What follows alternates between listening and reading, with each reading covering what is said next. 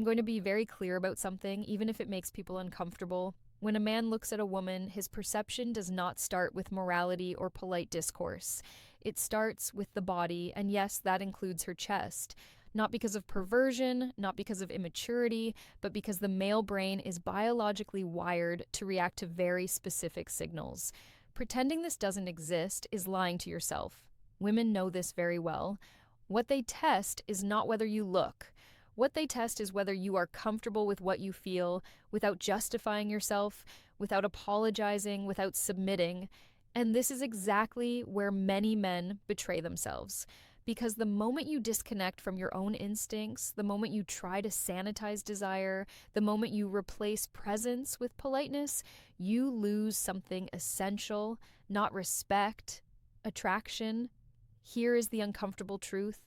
Most men try to make women desire them through logic, effort, music, and total availability. And that is precisely why it fails. They believe that if they are kind enough, attentive enough, emotionally available enough, women will eventually feel something. They believe that desire is a reward for correct behavior. It is not. Desire does not work like a contract. It does not emerge from explanation. It does not grow because you did everything right. Desire bypasses logic entirely.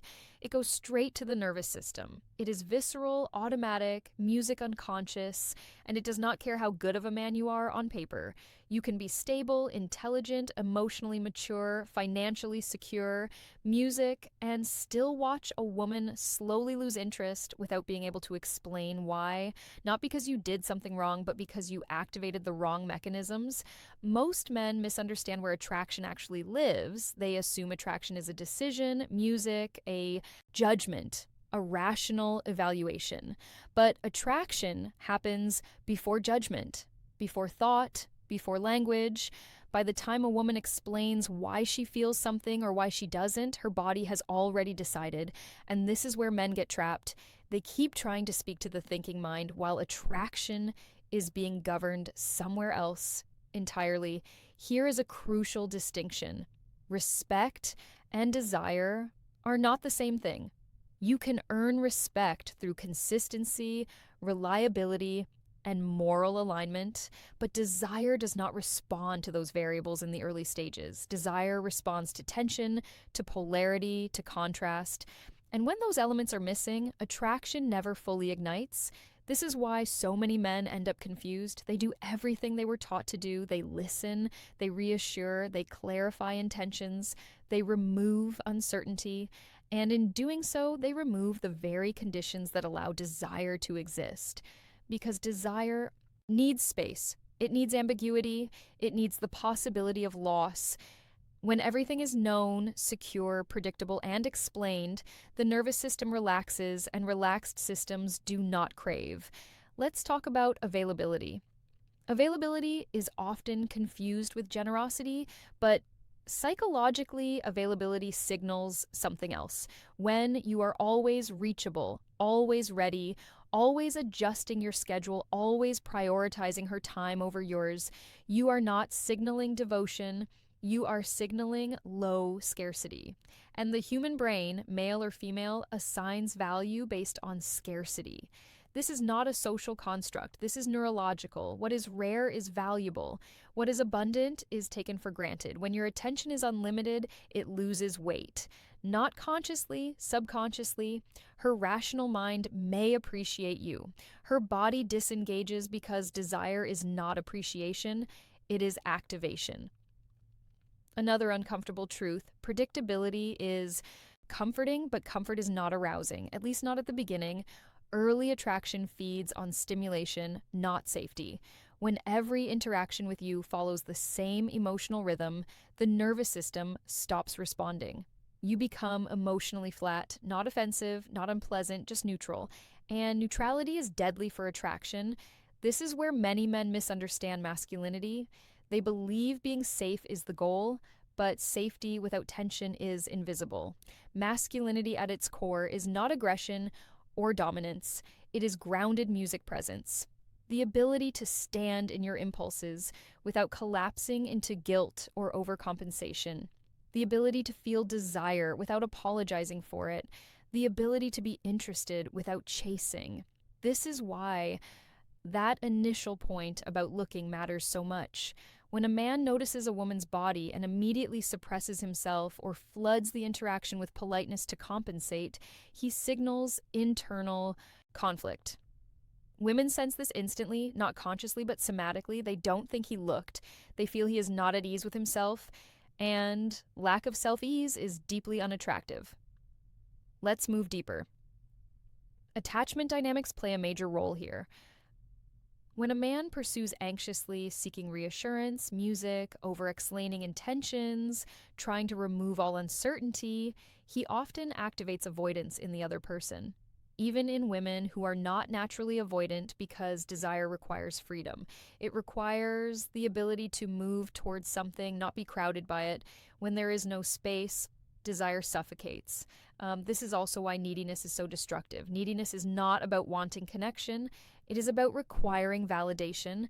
And the moment a woman feels that her presence is necessary for your emotional stability, something shuts down, not because she is cruel, but because biologically need signals weakness. A man who needs to be chosen cannot be desired. Desire flows towards strength, not dependence. Music, another mechanism. Most men underestimate is social validation, music. Women are highly sensitive to how a man is positioned socially, not status in the financial sense, but perceived desirability. A man who is wanted, who is engaged in life, who has social gravity, who is comfortable among others, is filtered as higher value automatically. This process is unconscious. It is not jealousy. It is neurological efficiency. If others validate him, he likely has qualities worth noticing. Now contrast this with the man who isolates himself emotionally around one woman who slowly withdraws from his life. His routines, his interests, his world shrinks, and her attraction shrinks with it, because desire does not grow in small containers. It needs expansion. The solution is not manipulation music, it is alignment. There is a massive difference between pretending to be busy and actually having a life.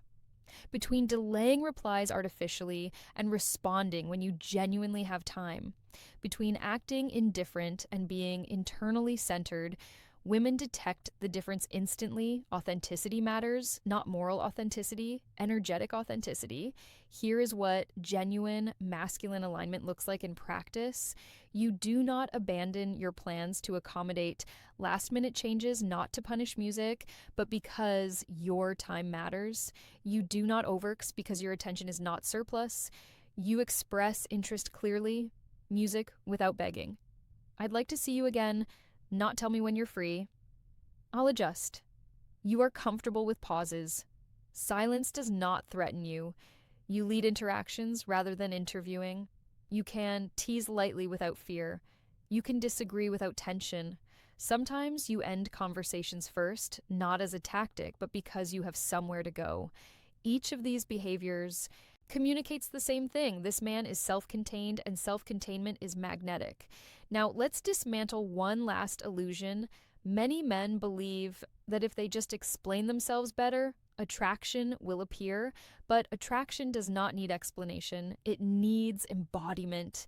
You cannot talk your way into desire. You can only position yourself in a way that allows it to emerge. Let's summarize this clearly. Desire is not negotiated. It is triggered. It does not respond to moral effort. It responds to psychological signals, scarcity, contrast, presence, self-possession, social gravity.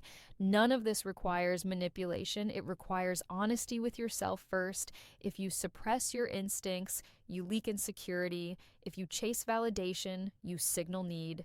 If you abandon your life for approval, attraction dies. The paradox is simple. The more complete your life is, the less you need desire, and the less you need it, the more likely it appears. If this resonated with you, reflect on it.